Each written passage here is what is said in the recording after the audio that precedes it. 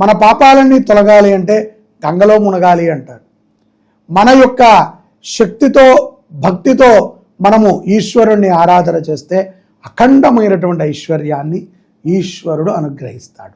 ఇక్కడ వృషభ రాశి జాతకులకి ఒక చిన్న రెమెడీ, గుజరాత్లో ఉన్నటువంటి ప్రసిద్ధమైనటువంటి సోమనాథ జ్యోతిర్లింగము మనందరికీ తెలుసు. అత్యంత విశేషమైనటువంటిది సోమనాథ క్షేత్రం. ఇక్కడ చంద్ర ప్రతిబింబ రూపంగా ఈశ్వరుడు ఉంటాడు. అంటే చంద్రుడు ఇక్కడ చాలా ప్రధానమైనటువంటి దేవత. ఇక్కడ ఈ యొక్క గుజరాత్లో ఉన్నటువంటి సోమనాథుడి యొక్క స్వామి నామాన్ని తలిచిన ఓం సోమనాథాయ నమః అనుకున్న వృషభ రాశి వారు అఖండమైనటువంటి కీర్తిని పొందగలుగుతారు. చంద్రుడు మనఃకారకుడు. ₹1 ఉంటే సుఖమే ఉందండి, మనస్సు ప్రశాంతత లేదు అంటాం.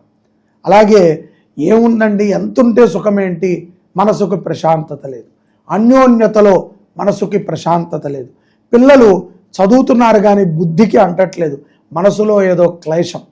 మనసులో ఉన్నటువంటి క్లేశాలు తొలగాలి, మనసు ప్రశాంతంగా ఉండాలి, ఉన్నదానితో తృప్తిగా ఉండాలి. ఆరోగ్యము ముఖ్యంగా వృషభ రాశి వారికి ఆరోగ్య సమస్యలు బాగా ఉంటాయి. ఆరోగ్య సమస్యలు ఏమీ లేకుండా అయ్యా నిద్రలో మరణించటము సునాయాసమైనటువంటి మరణము చాలా విశేషం.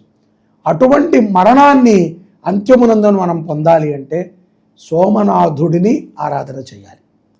కాబట్టి శ్రీ శుభంకరి సేవా సమితి ఆధ్వర్యములో 12 జ్యోతిర్లింగ క్షేత్రాలలో మహాయాగాన్ని తలపెట్టింది. మే 20వ తారీఖు నుంచి జూన్ 3వ తారీఖు వరకు ఈ యొక్క యాగం జరుగుతూ ఉంటుంది.